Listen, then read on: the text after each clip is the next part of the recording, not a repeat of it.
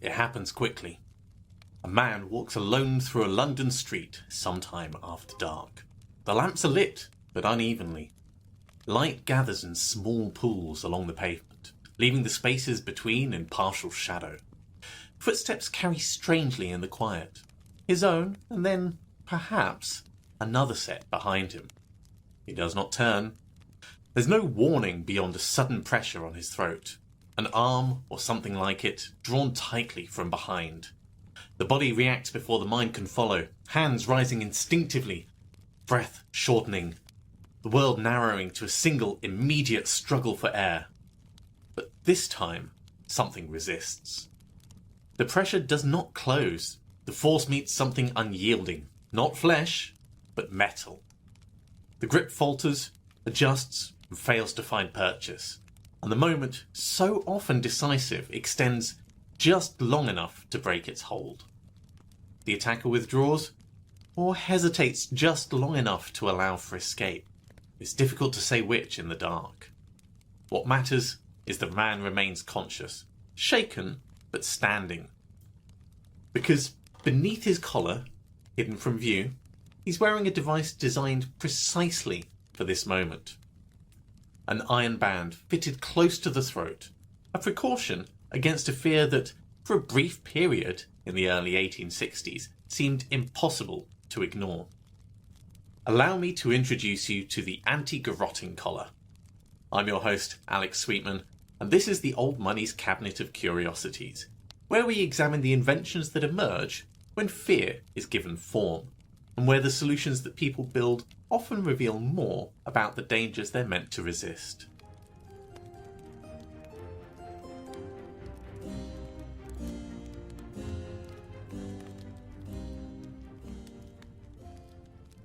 The anti-garrotting collar was, in its simplest form, a rigid band worn around the neck.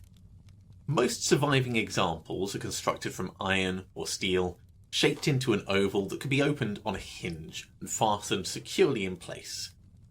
Some were lined internally with leather or fabric in an attempt, which was perhaps only partially successful, to make prolonged wear tolerable for the owner. The intention was direct, to prevent compression of the throat. In an attack from behind, the collar would act as a barrier. A cord couldn't fully tighten, an arm couldn't apply sufficient pressure, and the vulnerable structures of the neck, for instance the airway, the arteries, would remain protected by a layer of unyielding material. The designs varied. Some were deliberately discreet, intended to be hidden beneath a shirt or a cravat. Others were more assertive in form, flaring outwards at the edges to deflect any attempt to loop a cord in position. A small number even incorporated raised ridges or short spikes, not necessarily to injure, but to complicate the act of gripping or tightening. This, however, meant that weight was a persistent issue. Depending on the design, a collar could have easily approached 0.5 kilogram. Movement was restricted, and turning the head became slower and more deliberate. The simple act of looking over one's shoulder, which is an instinctive gesture of awareness, was altered significantly.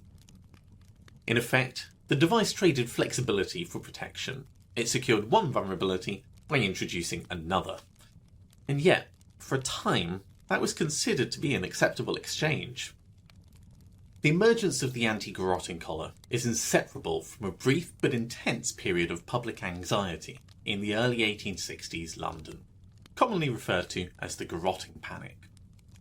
Garrotting itself was not a new phenomenon at the time. The technique, attacking someone from behind, constricting their throat to render the victim unconscious, had existed for decades.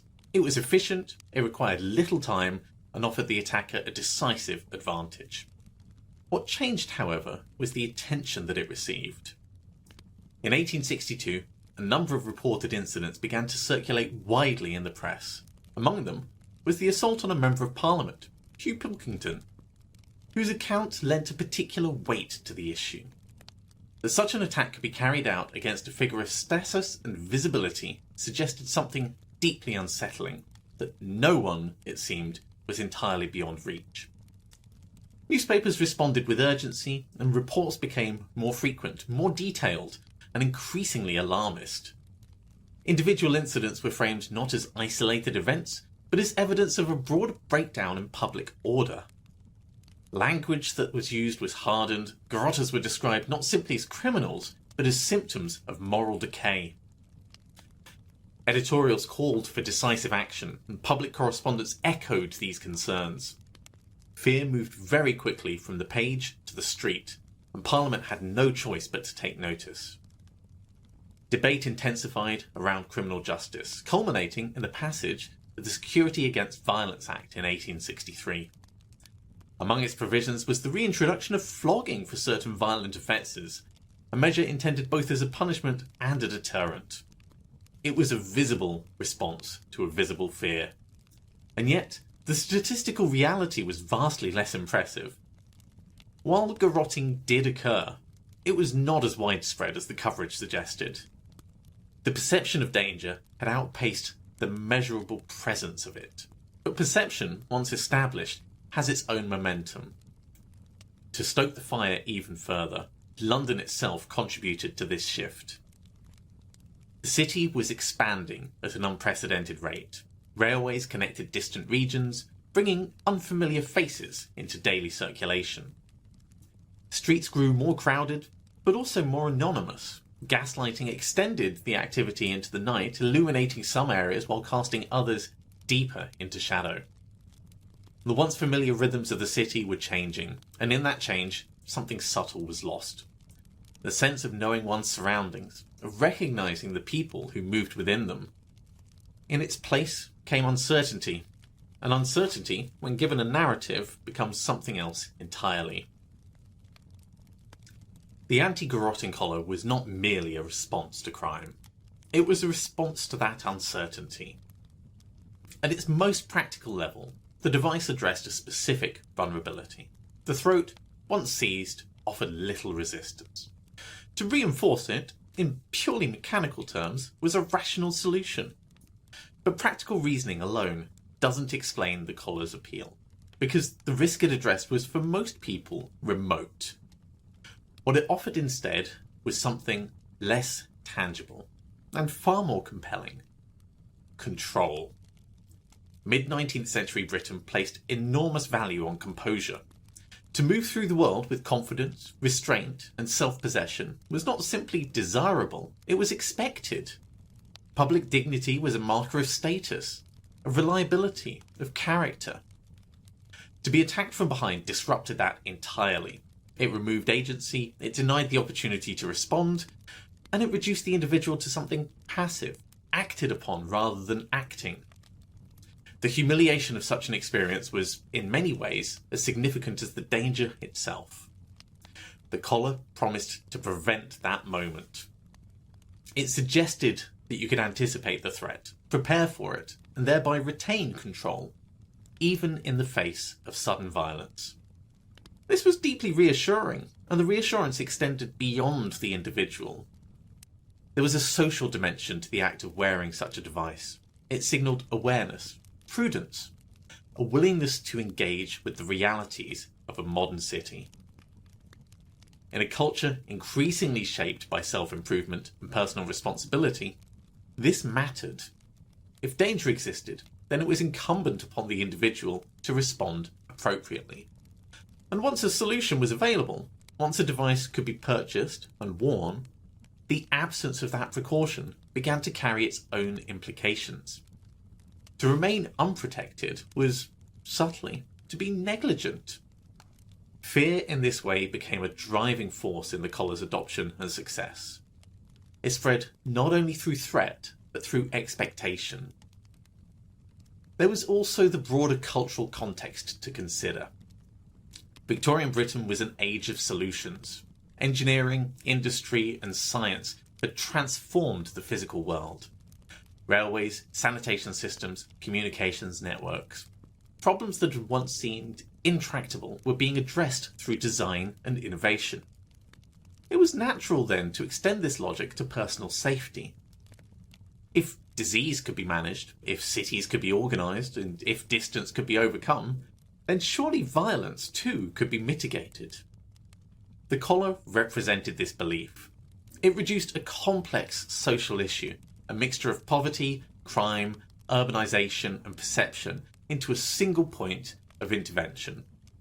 Protect the neck and the problem's solved. But human experience rarely conforms to such simplicity. Fear isn't confined to a single vulnerability. It shifts, it adapts, it finds new expressions. And in attempting to fix it in this place, the collar revealed something essential. That the desire for control, while understandable, often leads to solutions that are as symbolic as they are practical.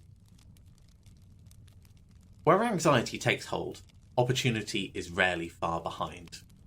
The garrotting panic of the early 1860s created not only concern, but demand.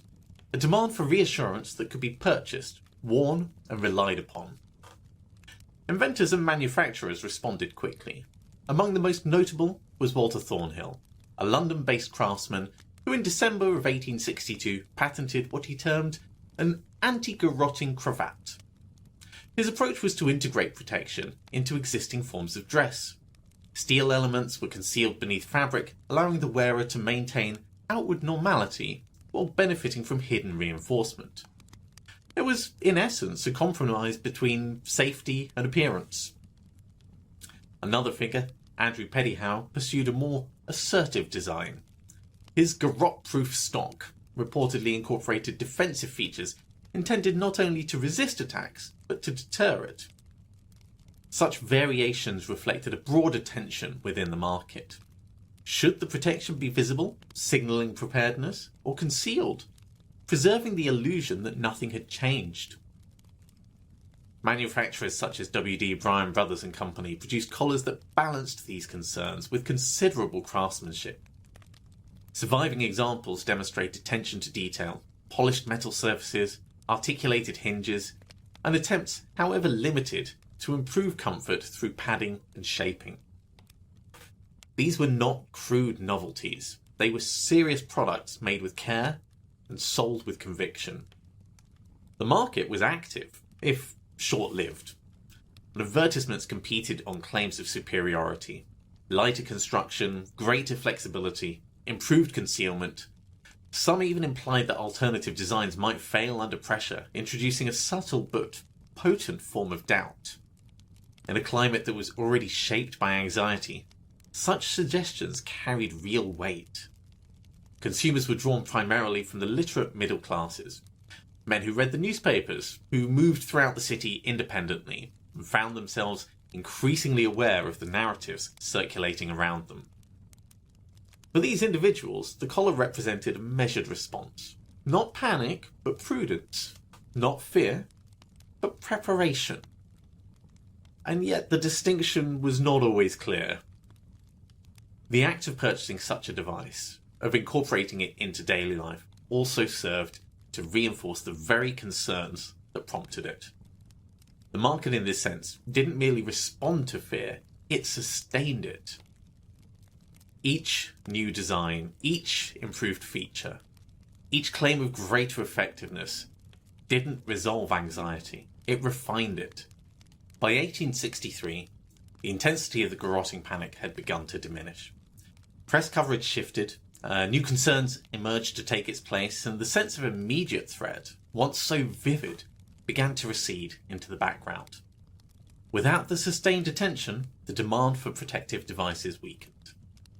The anti-garrotting collar didn't fail in a dramatic sense. There was no singular event that exposed inadequacy, no widely reported incident that rendered it obsolete either.